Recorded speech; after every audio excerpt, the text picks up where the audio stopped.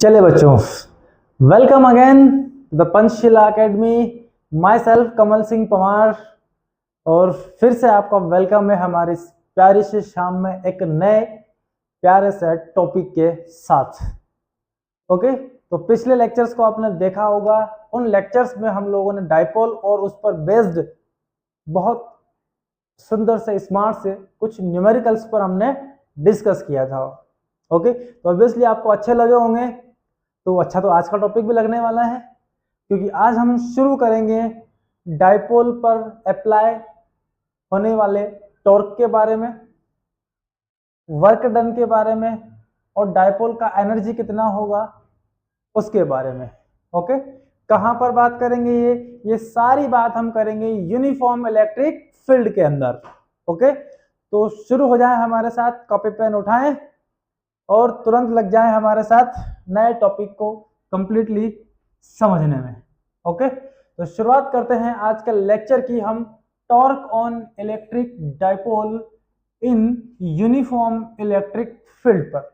Okay, अब electric field के साथ हमने क्या लगा दिया? यूनिफॉर्म। यूनिफॉर्म का मतलब होता है एक जैसा। इस तरह से जो फील्ड लाइंस होती है, सारी की सारी लाइंस जब हम पैरेलली ड्रॉ करते हैं तो इस तरह की फील्ड को हम बोलते हैं यूनिफॉर्म इलेक्ट्रिक फील्ड। ओके, और जहां पर फील्ड लाइंस पैरेलल नहीं होगी वो फील्ड हमारी क्या हो जाएगी? नॉन यूनिफॉर्म इलेक्ट्रिक फील्ड हो जाएगी। ओके, तो चलिए इसी यूनिफॉर्म फील्ड पर सबसे पहले हम कैलकुलेट करते हैं डाइपोल पर लगने वाले टॉर्क को। ओके, तो हमने एक यूनिफॉर्म फील्ड यहां कंसीडर किया है। वो यूनिफॉर्म फील्ड हमारा कुछ इस तरह से है।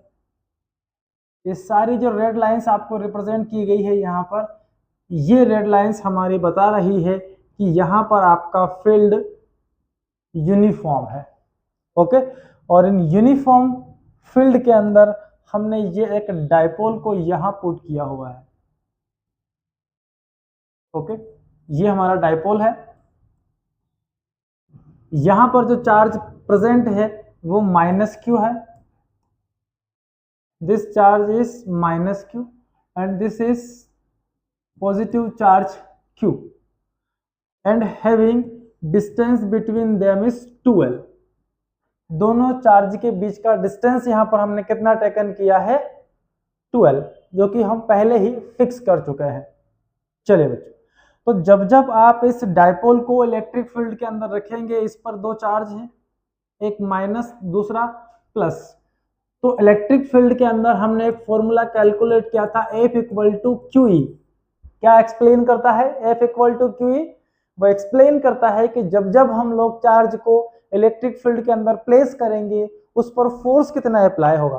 तो जो फोर्स होगा हमारा F equal to Q E, इतना फोर्स उस पर अप्लाई होता है।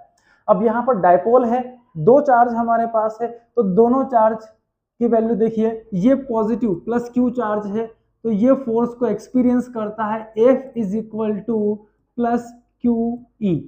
E and F both are in same direction। It means positive charge जो फोर्स एक्सपीरियंस करेगा ये उसी डायरेक्शन में फोर्स एक्सपीरियंस करता है जिस डायरेक्शन का आपके पास क्या है? Field. Okay, minus Q charge की बात करते हैं, सो माइनस क्यू पर लगने वाला force F equal to minus Q E होगा। It means field and force एक दूसरे के क्या होंगे? ऑपोजिट। तो यहां पर ये जो माइनस क्यू चार्ज है इस डायरेक्शन में इस चार्ज के ऊपर वर्क कर रहा है। अब इस तरह से दो फोर्सेस इस यूनिफॉर्म फील्ड के अंदर हमारे डाइपोल के ऊपर अप्लाई हो रहे हैं। ओके, तो पिछली क्लासेस के अंदर आप लोगों ने फोर्स के बारे में स्टडी किया होगा। फोर्स क्या होता है? तो फोर्स एक ऐसा एक्सटर्नल कॉज होता है, ऐसा पुश या पुल होता है जो किसी सब्सटेंस के अंदर एक्सेलरेशन क्रिएट करा दे। F equal to ma। Okay, जब जब फोर्स अप्लाई होगा तब तब m मास वाले ऑब्जेक्ट में एक्सेलरेशन क्रिएट हो जाता है। अब देखिए, इस ब्लॉक पर अगर आप फोर्स अप्लाई करेंगे तो ये फोर्स की डायरेक्शन में ऐसा चलना स्टार्ट कर देगा। ओके, इस तरह से हम देखते हैं कि जिधर फोर्स काम करते जाएगा उस डायरेक्शन में ये ब्लॉक चलते जाएगा। ये है स्ट्रेट लाइन मोशन। ओके, तो जब भी किसी बॉडी पर कोई नेट फोर्स, मान लीजिए इसके ऊपर एक फोर्स 20 न्यूटन यहां पर वर्क कर रहा है, दूसरा फोर्स यहां से 10 न्यूटन अप्लाई कर रहा है, इसकी वैल्यू 20 है, इसका वैल्यू कितना है 10, तो ये 10 न्यूटन के फोर्स से ब्लॉक कहां जाएगा आपका, इस डायरेक्शन में चलते जाएगा। ओके, तो जब भी किसी एक पर्टिकुलर डायरेक्शन में नेट फोर्स वर्क कर रहा है, यहां पर नेट फोर्स हमारा इस फॉरवर्ड डायरेक्शन में वर्क कर रहा है, इस केस में ये मोशन करेगा, इस मोशन को हम बोलते हैं लीनियर मोशन।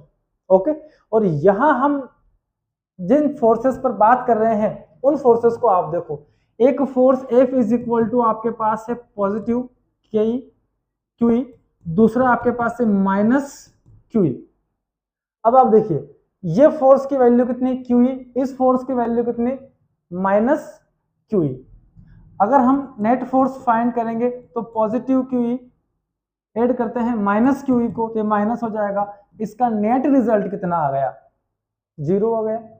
और जब जब net force on a body is 0, जब जब किसी बॉडी पर नेट फोर्स 0 हो जाएगा तो वो ऑब्जेक्ट कभी भी क्या नहीं करेगा, लीनियर मोशन नहीं करेगा। अगर आप यहां से 20 का फोर्स अप्लाई कर रहे हैं, ठीक अपोजिट डायरेक्शन में आप 20 का फोर्स अप्लाई करें, तो क्या ये लीनियर मोशन कर सकता है, ये लीनियर मोशन नहीं कर सकता। ओके, तो net force on body is 0, then no linear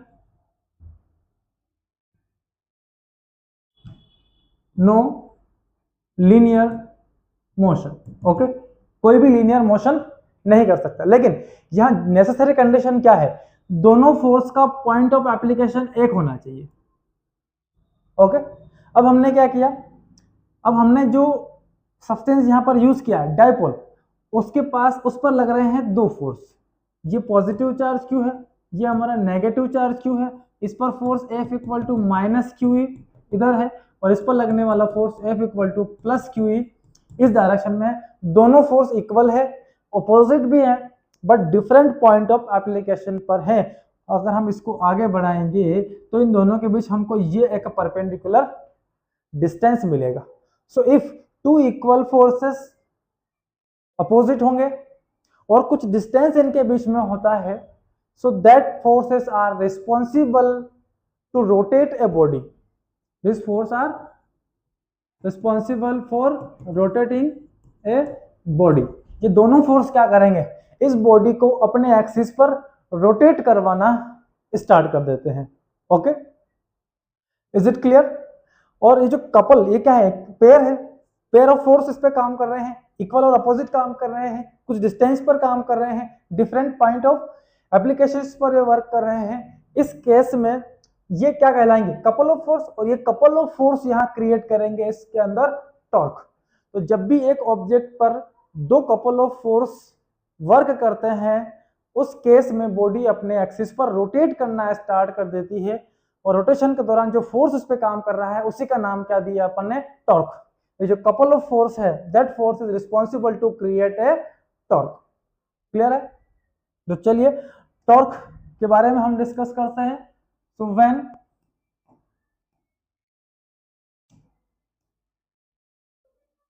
a dipole placed in uniform electric field, कहां रखा अपन ने, इस डाइपोल को यूनिफॉर्म इलेक्ट्रिक फील्ड में। So when a dipole be placed in uniform electric field, there are two equal forces are acting on dipole having distance between them। between them.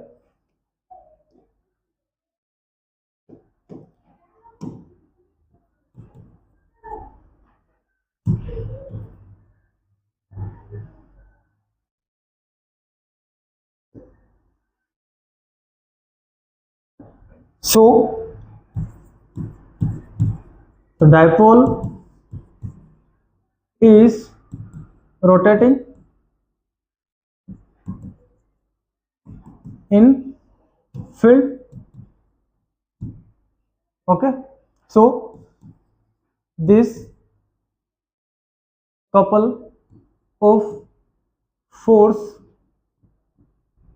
creates a torque on dipole. Okay, तो जब भी dipole हमारा uniform electric field में placed होगा, couple of force इस पे work करेगा और ये कपल ऑफ फोर्स इस डाइपोल के अंदर करवाएगा टॉर्क को क्रिएट. ओके, तो टॉर्क इज इक्वल टू होगा हमारा, torque is equal to force या magnitude of any one force into perpendicular distance between the forces. Okay, so torque is equal to force into perpendicular distance between both the forces. तो torque को represent करते हैं अपन tau से, force है F और perpendicular distance हमारा क्या होगा. देखिए, यूनिफॉर्म फील्ड में हमने जो डाइपोल रखा हुआ ये आपका यूनिफॉर्म फील्ड था. यहां पर हमने डाइपोल को कुछ इस तरह से रखा हुआ है, -q + q. ओके, अब इसको हम आगे इंक्रीज करें तो ये इधर जाएगा, यहां से एक परपेंडिकुलर को ड्रॉ करें, इसको नेम गिवन किया हमने AB और इसको किया C1. ये डिस्टेंस हमारे पास है 2L. ओके, ये एंगल हमने कंसीडर किया कि जो डाइपोल है फील्ड के साथ एंगल कितना बनाएगा हमारा, थीटा बनाएगा. ओके, तो थीटा एंगल पर ये हमारा डाइपोल फील्ड के अंदर रखा हुआ है. अब देखिए, तो परपेंडिकुलर डिस्टेंस क्या होगा हमारा, इस राइट एंगल ट्राइंगल के अंदर परपेंडिकुलर ढूंढ लें आप. परपेंडिकुलर कौन हो गया हमारा, ये BC एंगल के सामने वाला side, this is BC. Force आपने स्टडी किया है, F equal to QE work कर रहा है इनटू परपेंडिकुलर BC. ओके, तो BC इस ट्राइंगल के हेल्प से हम लोग कैलकुलेट करते हैं. अब ये राइट एंगल ट्राइंगल है आपका, ये एंगल हमारा थीटा है, ये A है, ये B है और ये C है. ये वाला डिस्टेंस आपके पास 2L है. तो हमको, हमारे पास अननोन क्वांटिटी हमको जो फाइंड करना है वो कौन है, BC. तो BC को फाइंड करना है और नॉन क्वांटिटी आपके पास AB इक्वल टू 2L है यहाँ पर. तो इसमें अप्लाई करते हैं हम sine theta. Sine theta is equal to perpendicular divide by hypotenuse 2L. So BC is equal to 2L sin theta. Okay, now put this value in this relation. So torque, we get torque tau is equal to QE into 2L sin theta. Okay, यहां तक हमने calculate कर लिया. अब ये relation भी आपको मालूम है, Q इंटू 2L, जहां भी दिखेगा हम इसको P लिख सकते हैं. सो P into E into sin theta, that is torque applied on dipole inside the uniform electric field. इतना टॉर्क उस डाइपोल के ऊपर वर्क करता है. ओके, वेक्टर फॉर्म में बात करें, सो इन वेक्टर फॉर्म टाउ, जो टॉर्क है फोर्स की ही एक कैलकुलेशन है. ये क्या है, एक वेक्टर क्वांटिटी. तो साइन को जब हटाएंगे अपन तो क्या मिलेगा, P cross E, that is the vector form of torque. Okay, तो किस किस कंडीशन में टॉर्क मैक्सिमम हो सकता है वो हम फाइंड कर लेते हैं. कैसे, फर्स्ट बात करते हैं, when P along E, it means P and E both are parallel. P parallel to E। इस केस में क्या होगा, P मतलब डाइपोल मोमेंट P, इसका डायरेक्शन क्या होता है, माइनस से पॉजिटिव की तरफ। ये माइनस चार्ज है, ये प्लस चार्ज है, तो माइनस से प्लस की तरफ इसका डायरेक्शन होगा। सो P पैरेलल टू E है, मतलब डाइपोल जब आपका E के साथ पैरेलल है, इस केस में एंगल थीटा इक्वल टू कितना हो जाएगा, 0। जब दोनों ही पैरेलल है तो काहे का एंगल कितना हो गया, वो 0 डिग्री। तो टॉर्क इज इक्वल टू होता है P साइन थीटा, और थीटा के प्लेस पर है 0, तो टॉर्क P साइन 0 की वैल्यू 0, टॉर्क भी कितना हो गया 0। तो इस केस में सबसे मिनिमम टॉर्क हमारे पार्टिकल पे अप्लाई हो रहा है, tau is equal to 0।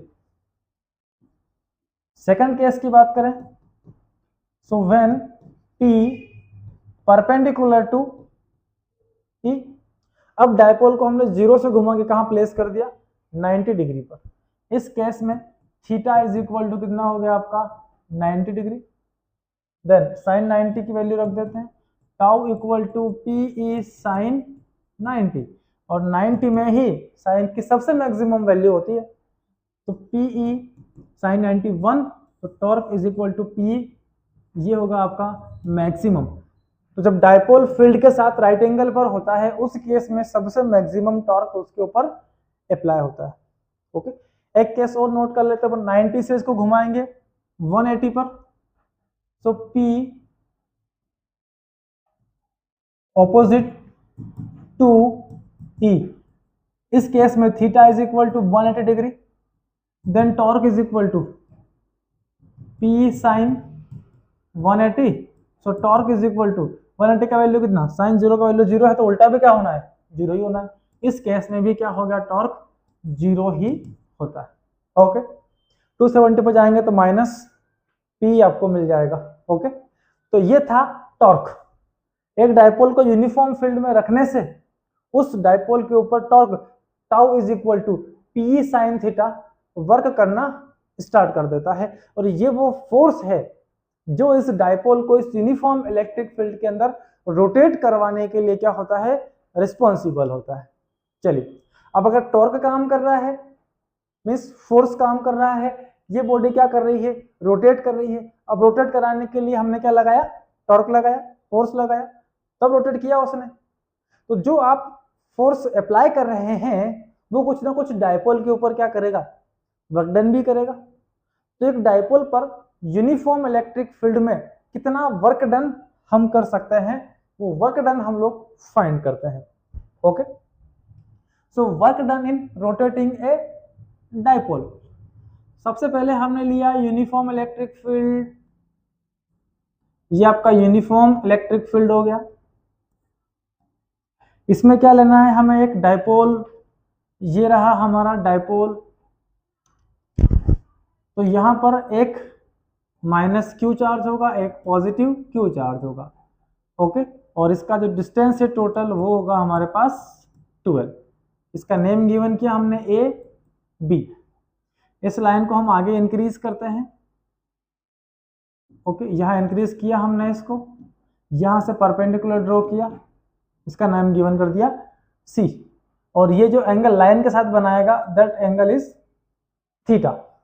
Okay, तो अब हम फाइंड आउट करेंगे वर्क डन कितना। वर्क डन कौन कर रहा है, टॉर्क, तो टॉर्क इसके ऊपर अप्लाई होता है और वो वर्क डन करता है। So now here torque tau is equal to, अभी कैलकुलेट किया हमने, पी ई साइन थीटा। इसको हम इक्वेशन फर्स्ट बना लेते हैं, कहीं इसकी नीड अपने को आगे लगेगी।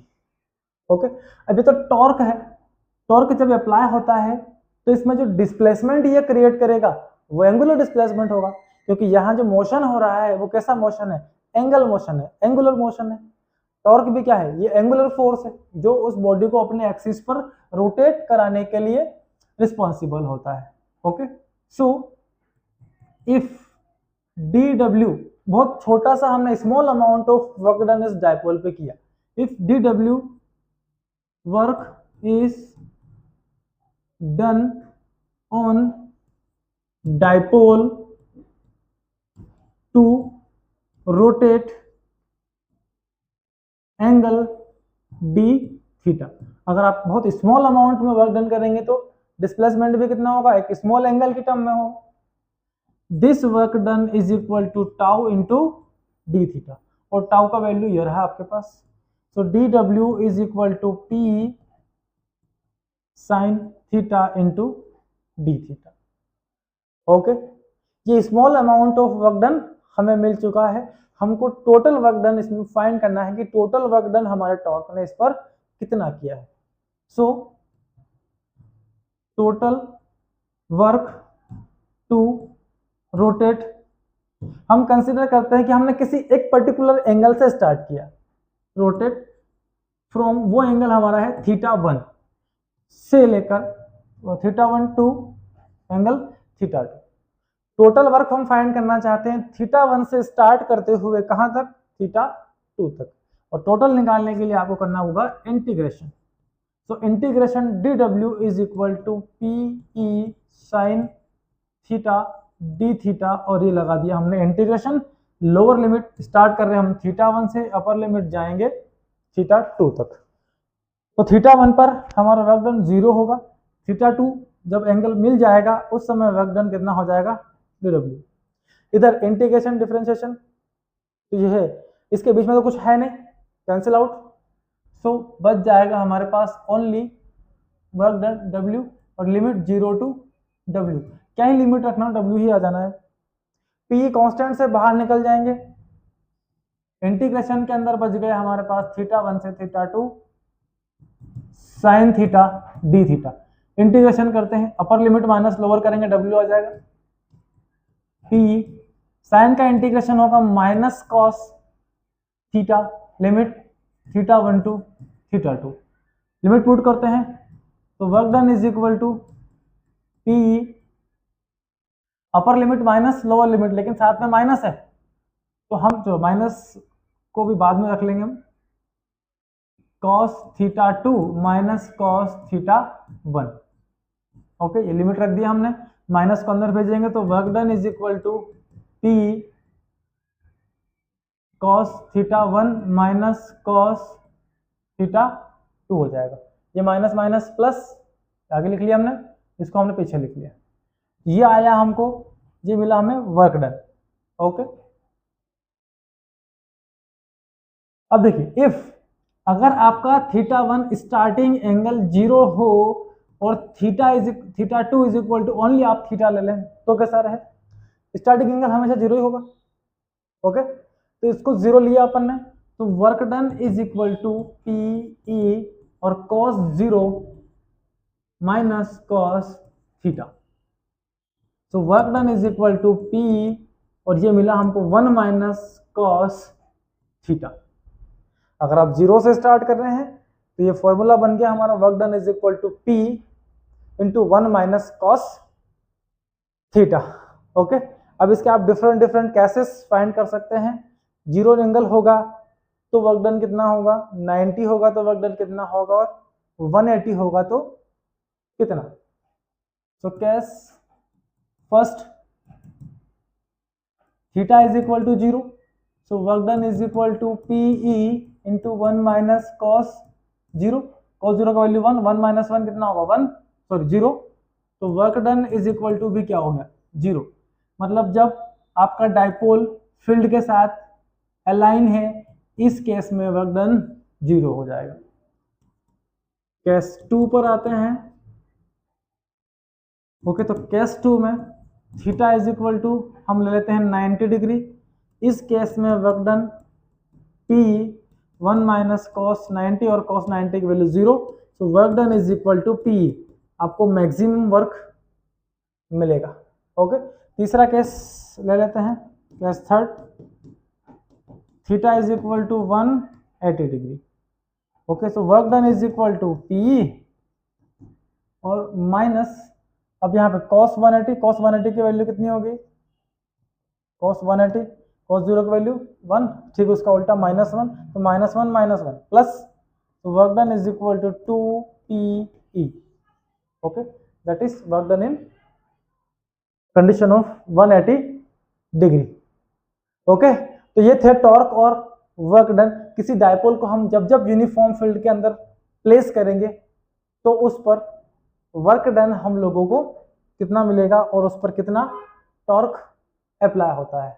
ओके, तो ये वर्क डन हमने यहाँ से कैलकुलेट किया। क्या क्या किया इसके अंदर, पहले हमने टॉर्क की बात की, फिर work done is equal to force into displacement, लेकिन यहाँ पर फोर्स जो है वो टॉर्क की टर्म में अप्लाई हो रहा है और जो डिस्प्लेसमेंट होगा वो एंगल की टर्म में होगा। तो जो वर्क डन था हमारा dw, इसको हमने कन्वर्ट कर लिया टाउ इंटू डी थीटा में। टाउ का वैल्यू पुट किया, इंटीग्रेशन किया, ओके, लिमिट अप्लाई की, तो हमको रिलेशन मिला w is equal to P into 1 minus cos theta, that is the work done on dipole in uniform electric field. और उसके ये हमने किए कुछ डिफरेंट केसेस। ओके, तो इसी का तीसरा पार्ट हमारे पास है। तो चलिए इसी के अगले पार्ट पर हम बात करते हैं, वो होगा potential energy of dipole in uniform electric field. तो अभी अभी अपन ने टॉर्क के बारे में स्टडी किया और उसके वर्क डन पर हमने डिस्कस किया। अगला पार्ट हमारा क्या है, potential energy of dipole in uniform electric field. Potential energy क्या होता है, तो जनरली आप जब जब डायपोल पर कुछ वर्क डन करते हैं उसको रोटेट कराने के लिए, तो जो भी हम वर्क करते हैं वो सारा वर्क एक एनर्जी के फॉर्म में उस डायपोल में क्या हो जाएगा, स्टोर हो जाएगा। जैसे कि आपने पिछली क्लासेस के अंदर ग्रेविटेशनल पोटेंशियल एनर्जी के बारे में डिस्कस किया होगा। पिछली क्लास में ग्रेविटेशन के अंदर हमने इसको स्टडी किया है। जैसे ये मान लीजिए आपका कोई मास ऑब्जेक्ट, इस मास ऑब्जेक्ट पे हम वर्क करना स्टार्ट करते हैं। फिलहाल हम ये मानकर चलते हैं कि ये जहां पर रखा हुआ है वो इसका सबसे जीरो लेवल है। तो यहां से इस पार्टिकल पर हम, इस बॉडी पर हम वर्क करना स्टार्ट करते हैं और इसको उठाकर इस हाइट पर ले जाते हैं। अब जैसे ही आप इसको इस हाइट पर लेकर जा रहे हैं, आप उस पर कुछ फोर्स अप्लाई कर रहे हैं। किसके अगेंस्ट आप अप्लाई कर रहे हैं, तो वो है ग्रेविटी। यहाँ इनके बीच में क्या है, ग्रेविटी। ग्रेविटी कहाँ खींच रही है इसको, नीचे, और आप इसी ग्रेविटी के अगेंस्ट इसको उठा के कहाँ ले जा रहे हैं, ऊपर ले जा रहे हैं। तो हम बोलेंगे इस बॉडी के पास एक एनर्जी आ गई। यहां से अगर इसको आप फ्रीली लीव करेंगे तो जाकर किसी को हिट करेगा, टक्कर मारेगा। क्यों, क्योंकि इसके पास क्या है, एनर्जी है।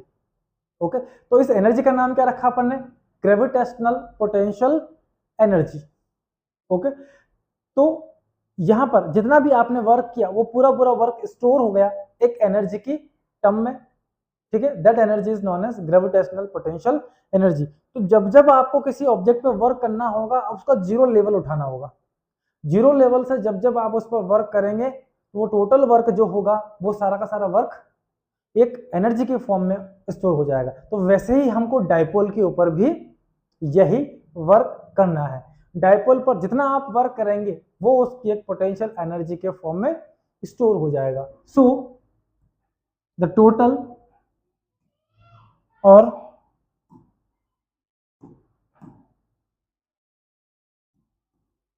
the net work done on dipole to rotate it inside the electric field is stored in the form of potential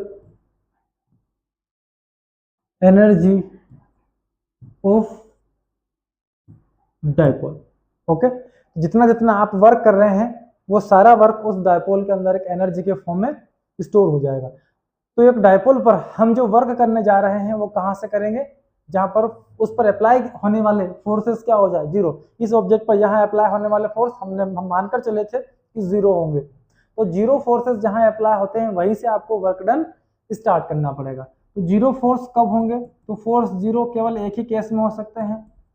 so F is equal to K into Q1 Q2 by R square. तो force zero इस case में हो सकता है कि जब are आपका क्या हो जाए इन्फिनिटी, या इन्फिनिटी करेंगे के by infinity equal to zero, तो net force on dipole is equal to zero. तो किसी डायपोल पर लगने वाले नेट फोर्सेस कहाँ जाकर जीरो हो रहे हैं, इनफाइनाइट पर जाकर जीरो हो रहे हैं, और वहीं पर आपके इलेक्ट्रिक फील्ड इंटेंसिटी भी क्या होती है zero, k q by r square, r infinite है, then electric field is also zero. तो आपको जो पॉइंट टेकन करना होगा वो कहाँ जाके टेकन करना होगा, इन्फिनिटी पर, वहां से हम लोग वर्क डन करते हुए आगे बढ़ते हैं। तो मानकर चलते हैं कि हमारी डिस्टेंस से कहीं किसी डिस्टेंस पर एक पॉइंट होगा और वो पॉइंट हमारा इन्फिनिट डिस्टेंस पर होगा। तो इन्फाइनाइट से हम एक चार्ज को पकड़कर लेके आते हैं इलेक्ट्रिक फील्ड में, और वो पॉइंट हम कंसीडर करते हैं एन। तो फिलहाल हमारा टेस्ट चार्ज कहाँ रखा हुआ है, इन्फिनिटी पर, और यहां से हम एक पॉजिटिव चार्ज को उठाकर ला रहे हैं पहले। तो इस चार्ज को हमने यहां से उठाया और इसको उठाकर हम कहाँ ला रहे हैं, एन पॉइंट तक। तो यहां से यहां तक लाने में कुछ वर्क डन होगा, और हमने बोला है कि जो वर्क डन होगा वही उसकी पोटेंशियल एनर्जी कहलाएगी। तो एक पॉजिटिव चार्ज पर जो वर्क डन आपने किया है वो कितना आ गया, U1। ओके, तो इस चार्ज को हम उठाकर यहां लेकर आते हैं। सो सबसे पहले late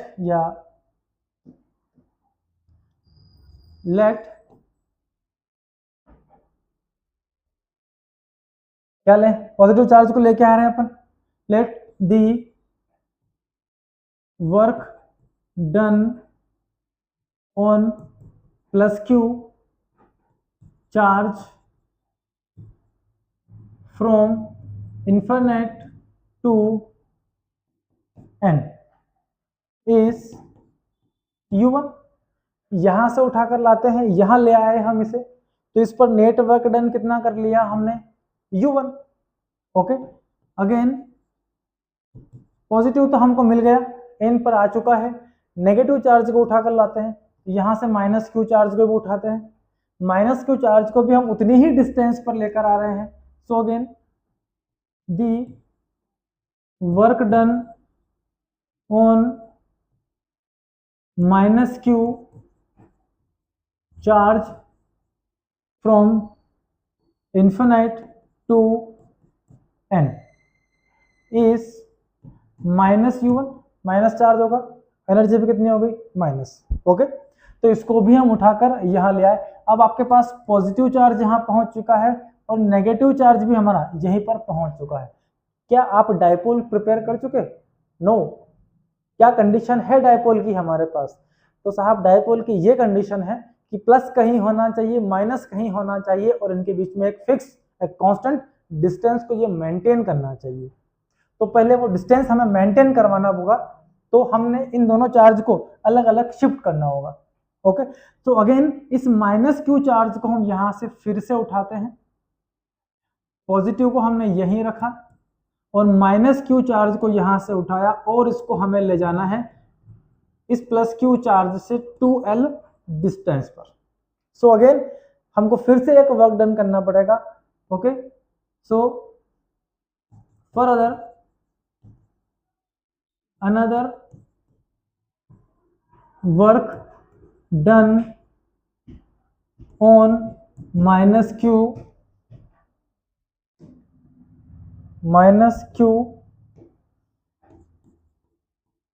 charge from n to यहां एक पॉइंट का नेम गिवन कर देते हैं हम m, n to m is minus U3 consider कर लेते हैं, माइनस चार्ज को उठा के ला रहे हैं हम इसे।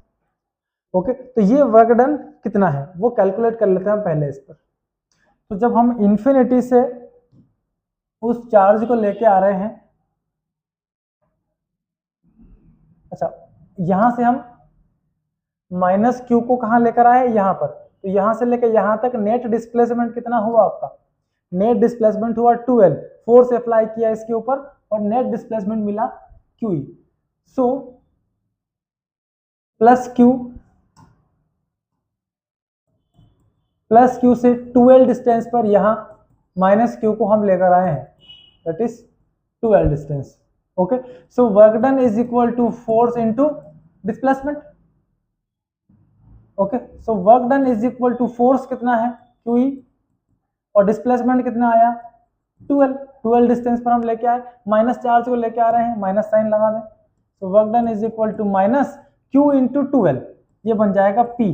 सो work done on dipole is P. Okay, so the net potential energy, जो वर्क डन आपने किया डायपोल को प्रिपेयर करने में, उस कंडीशन में सबसे स्मॉल वर्क डन कितना मिला, W is equal to minus P.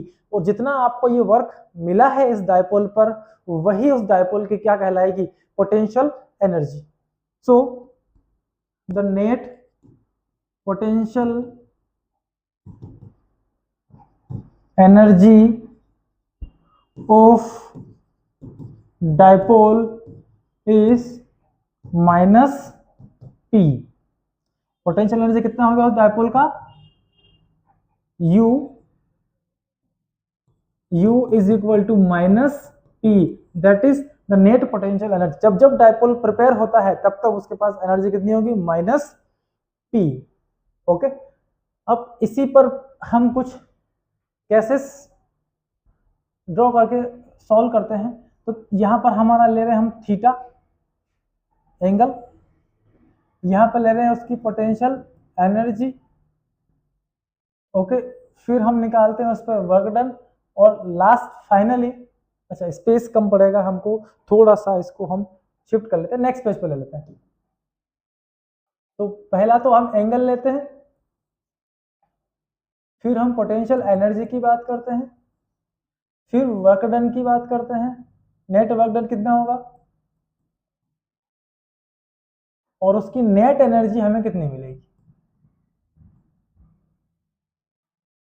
तो सबसे पहले केस नंबर फर्स्ट की बात करते हैं. जब P डायपोल मोमेंट और E पैरेलल हो, it means theta is equal to 0 degree. तो इस केस में पोटेंशियल एनर्जी डायपोल के पास तो फिक्स है, माइनस P. अभी कैलकुलेट किया अपन ने, माइनस P तो उसके पास होगा ही होगा. ओके, तो पहले केस की पोटेंशियल एनर्जी माइनस P है. वर्क डन हम कैलकुलेट कर सकते हैं इस फॉर्मूले से, work done is equal to P into 1 minus cos theta. अभी कैलकुलेट किया, थीटा वहां 0 कर दो तो ये 1 हो जाएगा, 1 माइनस 1 कितना होगा, 0. वर्क डन में कितना हो गया, 0. तो ये हो गया आपका minus P. Okay, so next आगे चलते हैं हम. जब P परपेंडिकुलर टू क्या हो जाए E, इस केस में angle theta is equal to 90 degree. तो पोटेंशियल एनर्जी तो उसके पास माइनस P ऑलरेडी पहले से है, 90 यहां पुट करते हैं. So work done is equal to कितना हो गया, 90 पुट करेंगे तो ये वर्क डन हो गया P. नेट एनर्जी कितनी हो गई इसकी, 0. ओके, नेक्स्ट P और E को हम एक दूसरे के अपोजिट कर देते हैं. एंगल हो गया हमारा 180. इस केस में एनर्जी इसके पास Pe है. वर्क डन कितना है, so work done is equal to 180 यहां पुट करेंगे, माइनस 1, 2 हो जाएगा. ये हो गया आपका 2P. प्लस करेंगे दोनों को तो एनर्जी आएगी P. Last P and E both are at theta is equal to 270 degree. Potential energy minus P. इस केस में वर्क डन कितना होगा, तो यहाँ पर 90 का ठीक अपोजिट, cos 90 की वैल्यू 0 होती है तो साइन उसकी माइनस 0 क्या मतलब है, 1 बचा. Work done is equal to P. Again net energy कितनी होगी इसकी, 0 हो गई. ओके, तो देखिए जब वो फील्ड के अलाइन है तो उसकी एनर्जी कितनी है, माइनस P. जब वो फील्ड पर राइट एंगल है तो उसकी एनर्जी कितनी है, 0. और यहीं से हमें वर्क डन करना स्टार्ट करना है. जहां एनर्जी का लेवल 0 होता है वहां से अपन वर्क डन उस पर स्टार्ट करते हैं. इस कंडीशन को हम बोलते हैं डायपोल का स्टैंडर्ड कंडीशन या स्टैंडर्ड पोजीशन. ओके, सो इस डायपोल पर हमको 90 से वर्क डन स्टार्ट करना है. 90 से किसी एंगल पर रोटेट करने में जितना भी आपको वर्क करना पड़ेगा डायपोल के ऊपर, that total work is called potential energy of dipole. Okay, तो उसे कैलकुलेट करते हैं हम, तो यहीं पर कर लेते हैं।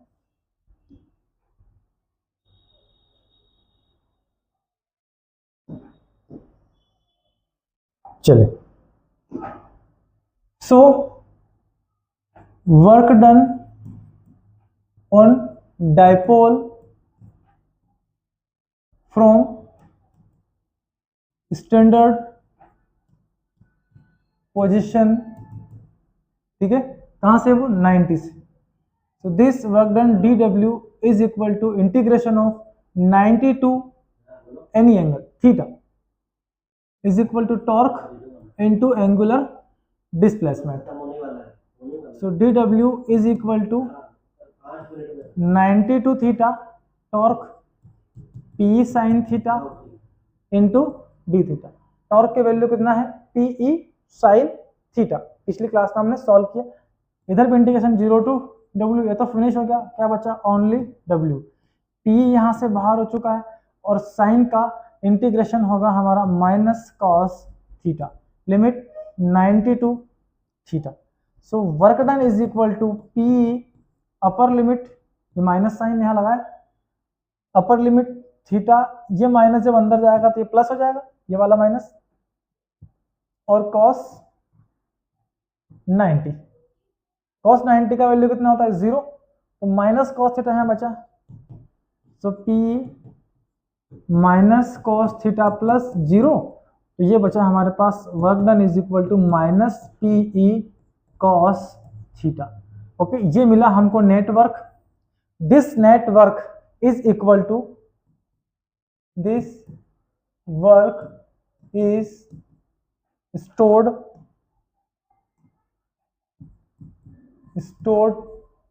in form of, in the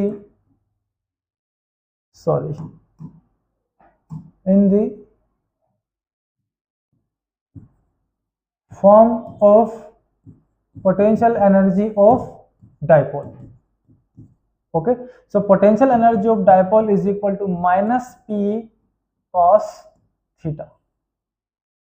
ठीक है, ये है एक डायपोल का potential energy, U is equal to minus PE cos theta.